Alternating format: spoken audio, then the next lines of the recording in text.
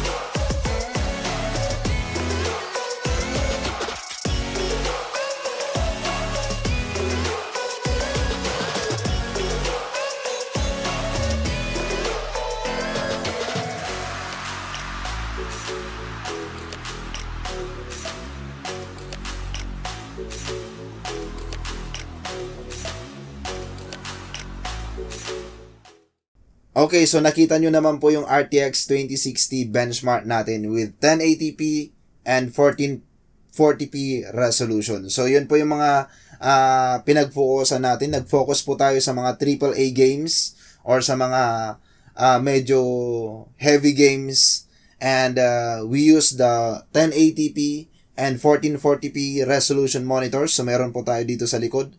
I use the Envision 1080p 27 inches and the 1440p, the cheapest 1440p monitor that you may consider in the market, the HKC. Yun po yung mga ginamit natin sa pag-benchmark ng mga games. And if you have noticed, alam kong marami nang tumatakbo sa mga isipan natin. So, isa-isahin natin kung bakit natin i-consider ang RTX 2060. Unang-una, alam ko na marami sa atin is budget.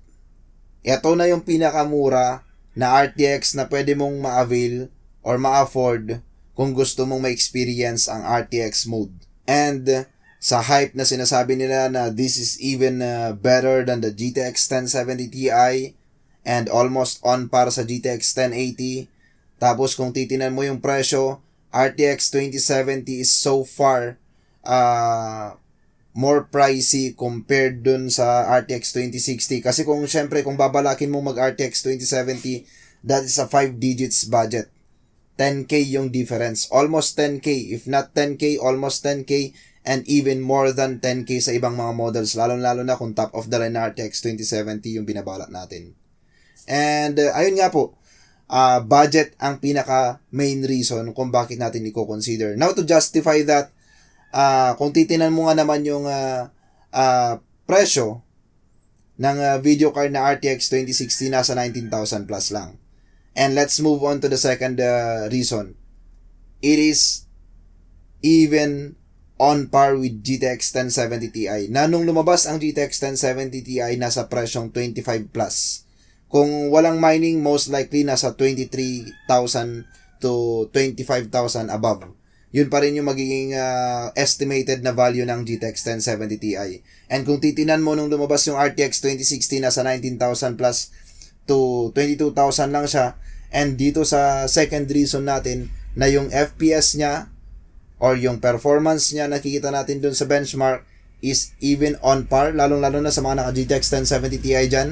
If you have tried playing games with 1080p monitors, di ba, makikita nyo yung FPS difference, halos kung hindi niya man natalo, on par siya sa GTX 1070 Ti na video card natin. And more on dun sa GTX 1060, which is yun talaga yung counterpart ng RTX 2060 sa previous generation. And GTX 1070, then GTX 1070 Ti, and on some benchmark na ginawa natin like the Final Fantasy V, nakita nyo naman po yung score niya sa 1080p resolution. Halos naungusan niya pa ng mga ilang points yung GTX 1080. So, ibig sabihin, there are some games that this RTX 2060 video card can beat up to GTX 1080 nung previous model. And ang GTX 1080, if you remember, kahit walang mining, kung i-estimate natin, most likely nasa 25,000 above siya. Now, if you have up to GTX 1080 video card, mapapaisip ka ngayon na, oy teka, medyo magandang upgrade yata yung gagawin ko. I think I need to move from GTX 1080, 1070, 1070 Ti video card to RTX 2060 kasi kung titinan mo yung FPS, yung performance na pinakita dun sa benchmark natin, I think reasonable naman na yata. Pero, here comes the concern with the RTX 2060.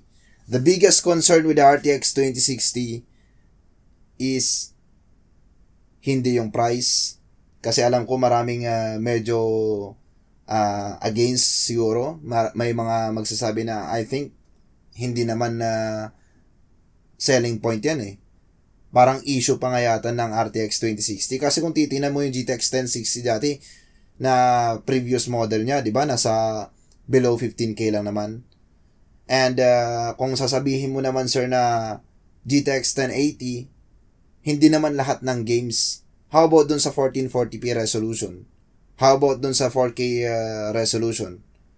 Here comes the concern with the RTX 2060. The RTX 2060, ang hindi ko maintindihan sa Nvidia is bakit nilagyan nila ng 6GB pa rin na VRAM. Kung napansin nyo po dun sa benchmark na ginawa natin, let's go to dun sa Final Fantasy V. Nung 1080p resolution, mas mataas siya. Pero nung tumalo na ng 1440p resolution, bumagsak. And if you look at the other games na benchmark natin, nung 1080p resolution, nag-jump sa 1440p resolution, ang laki ng FPS drop. 'Di ba? Kung napansin niyo po 'yun lahat kanina sa benchmark na ginawa natin.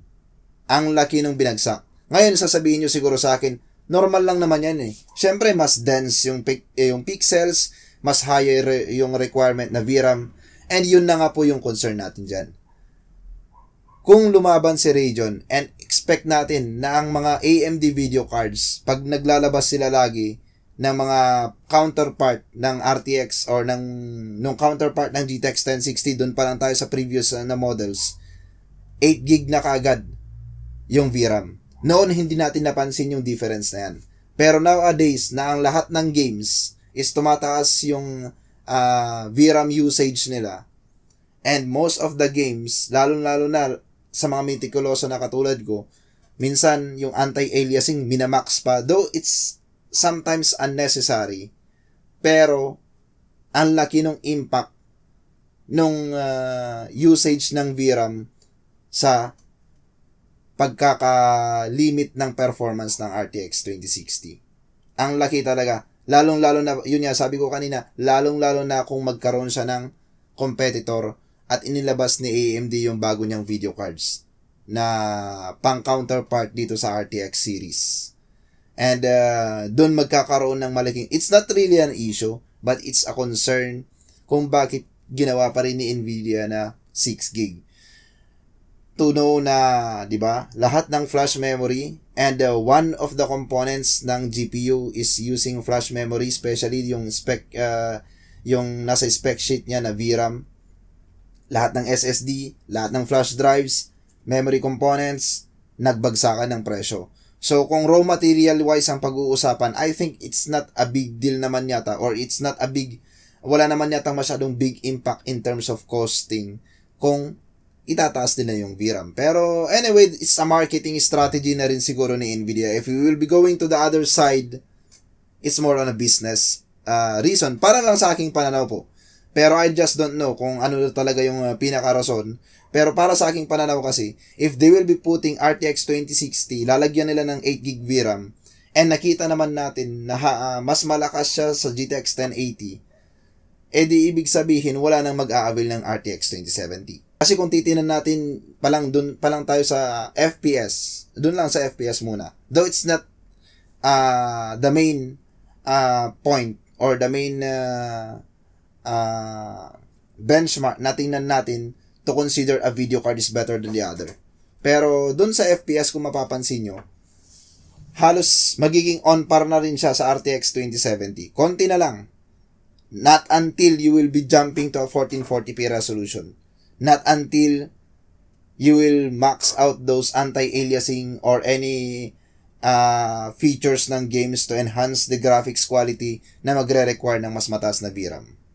So, ibig sabihin, if they will be doing that, magkakaroon ng konting impact dun sa imbalance ng market. Parang kumbaga nangyari is, if we will be looking at the Intel before, nung ginawang Intel dual core quad threads yung Pentium, medyo nabawasan ang nag-avail ng Intel Core i3. Halos hindi naging mabenta yung Intel Core i3. So, same situation will happen with the RTX 2070. So, in the business side, may rason kung bakit ginawa nila yun. And maybe, siguro para na rin masakal nila ng konti para mabigyan nila ng mas magandang presyo, and you will later on decide na you will jump to RTX 2070 kahit na 10K na yung difference kasi nga dahil dun sa 1440p. And one more thing na nangyayari ngayon, nagbabagsakan na ang mga monitor, and marami ang magja-jump from a decade long na kadalasan 1080p yung mga monitor natin to a 1440p. Imagine that, the 16,000 plus na HKC. Syempre, marami ang maku-curious, maraming ma-excite, to experience the 1440p resolution. So, ayun, mag-a-avail sila ng RTX 2060 without knowing that there will be a big or huge impact in terms of FPS or in terms of doon sa performance pag nag-jump na sila sa 1440p. Now, maybe some of you will be asking me na, di ba pag nag-1440p resolution ka na is medyo mas dense naman na yung pixel, so hindi na masyadong big deal ang anti-aliasing, lalong-lalo na kung nag-4K ka. So, I think pwede mo naman nang ibaba yon. Pero it's okay naman talaga. It's totoo naman talaga yon. Pero how about those guys na gusto lang talaga nilang i-max out? So, ayun. That will give you a reason na kung naka GTX 1080 ka ngayon, huwag kang basta-basta magde-decide na mag-jump sa RTX 2060 kung RTX 2060 lang din naman yung binabalak natin. So, baka may mga nami-mislead dyan or may mga napagsasabihin dyan na ibenta mo na yung GTX 1080 mo sa akin, may RTX 2060 na, mas maganda pa. O, ayan, di ba? Kasi may mga ganun eh. Binebenta yung GTX 1080, may na-encounter actually akong ganyan, binebenta yung GTX 1080 to avail an RTX 2060 kasi nga sabi daw ng tropa, sabi daw ng barkada, ganito ang gagawin.